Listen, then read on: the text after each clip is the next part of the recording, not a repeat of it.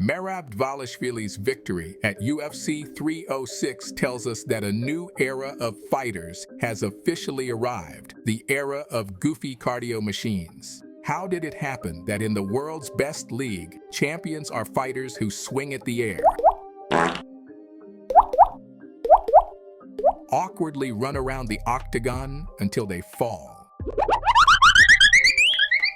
and, well, Bilal? Oh my God, Bilal, remember the tortilla. Muhammad shows amazing footwork. He is ready for takedown. Why are the most technically skilled fighters on the planet competent in all aspects of martial arts, losing to them without a chance? To understand the phenomenon of these new champions, especially Merab, whom I'll discuss at the end, we need to recognize an obvious current MMA meta: pressure. Add to this resilience, which is essential to execute this tactic. Yes, despite awkward technique, these two aspects are enough to become the best fighter in the world.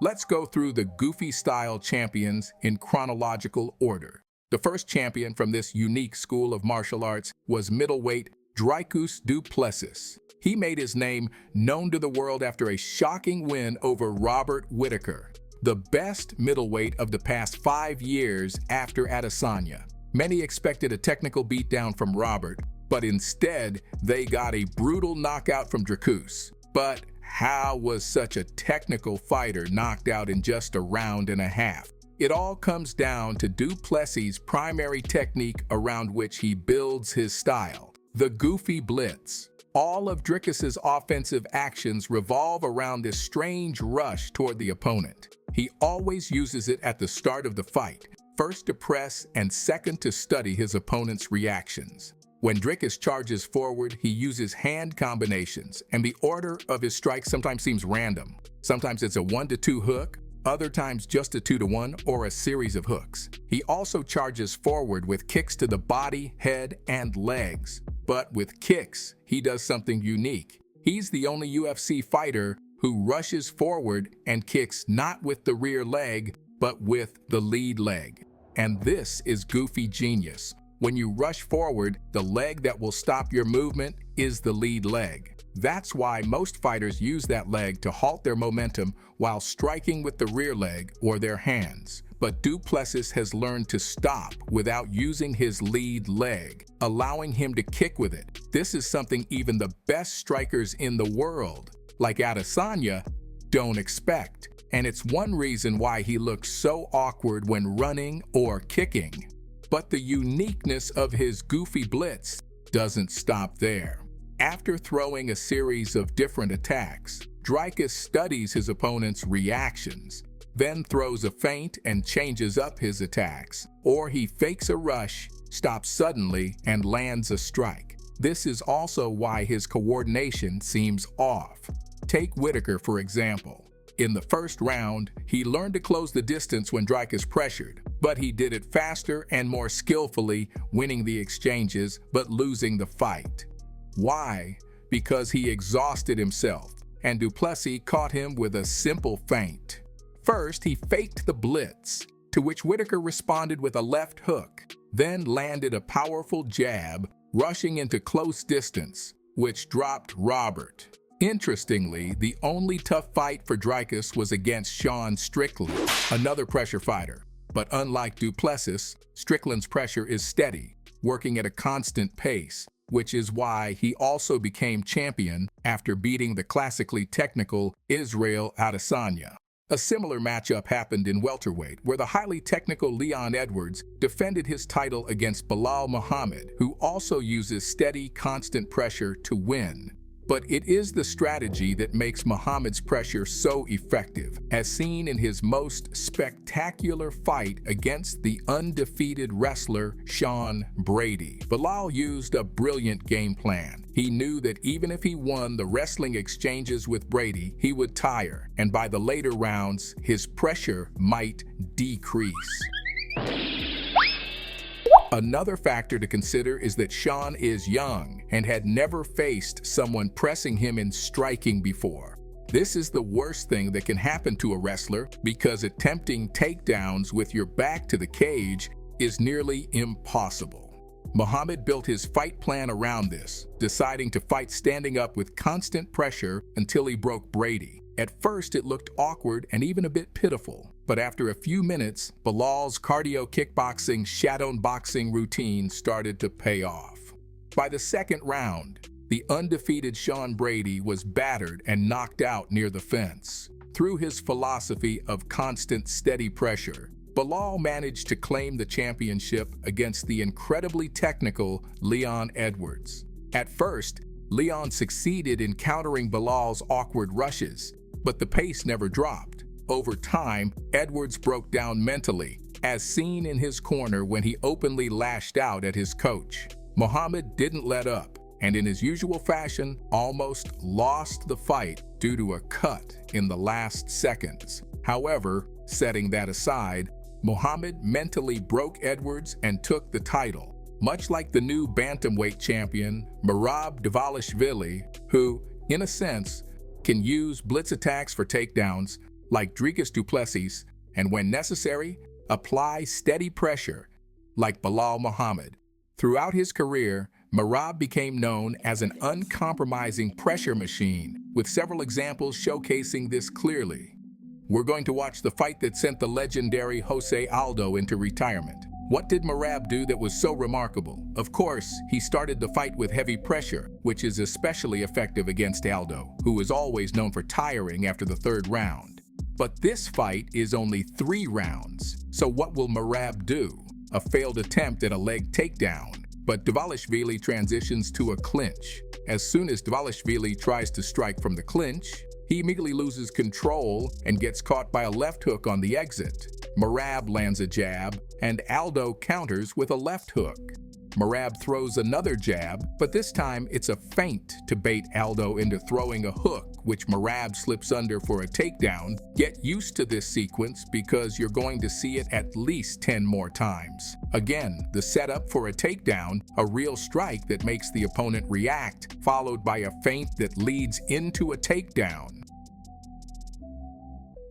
Jose lands another hook on the clinch exit, the same one that dropped Merab in the first round. The same takedown setup, again, a real punch to bait the opponent, then a feint leading into a takedown. And once more, a real punch, followed by the takedown feint. Merab strikes with his hand and loses control in the clinch again, nearly eating a left hook, which already dropped him in the first round.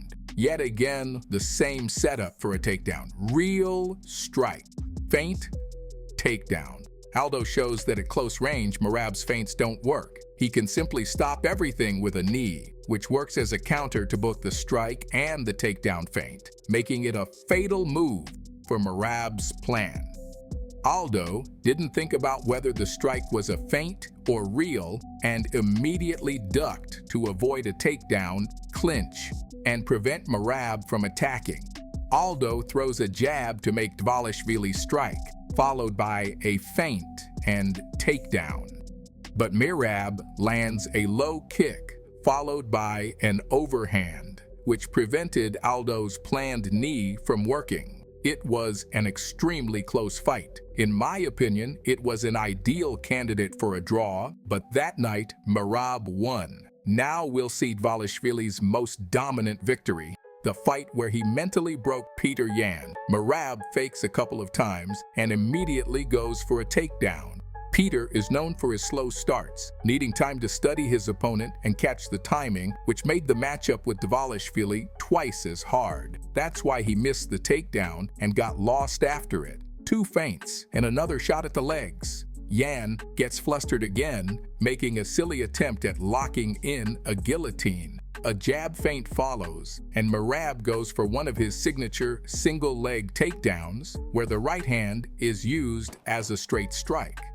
While the opponent is distracted by hand, he grabs the opponent's leg to put them on the canvas. But the problem with Dvalishvili is that his attempts rarely succeed.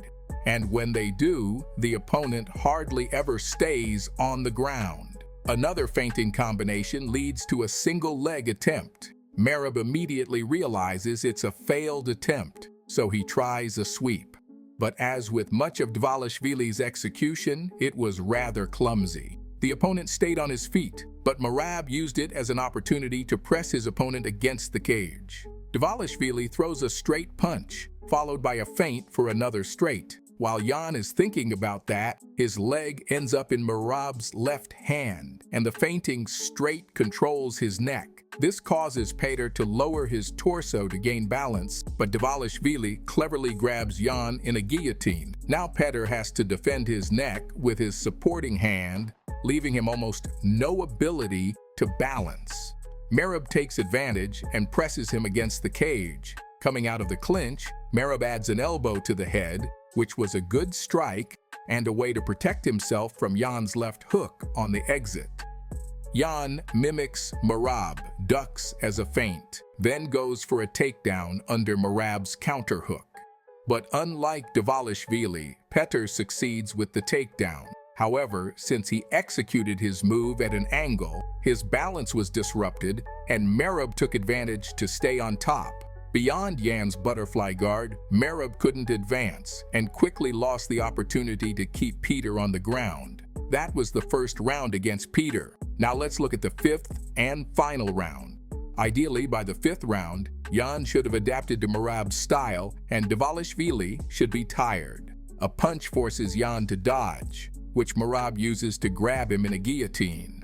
Both understand it's not a real submission attempt, but Jan still needs to defend. Merab capitalizes on this and drives Jan to the cage, landing knees to his head and exiting the clinch with a right elbow. Jan sees the approach again and dodges with a high guard.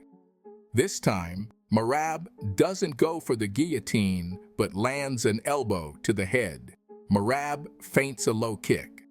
Jan prepares to counter with a straight punch, which Merab expects. He ducks deeply under Petr's strike and uses the takedown attempt to drive Jan toward the fence. After conditioning Jan to expect knee strikes to the thigh, Petr seems to have forgotten that his leg could be hooked. That's exactly what Merab does, but as usual, it's a takedown, with control for half a second. Afterward, there's another sweep attempt. It's clear that this moment finally broke Petr. Every jab from Merab draws a jab in response from Petr as he backs away, which only boosts Dvalishvili's confidence. He sees that Jan is now afraid of the takedowns and ready to retreat at any moment.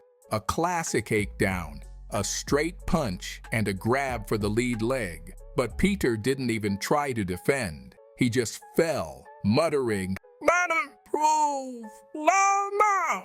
After that moment, Jan allowed a few more takedowns. It was outright domination, primarily due to Merab's cardio, which mentally broke his opponent.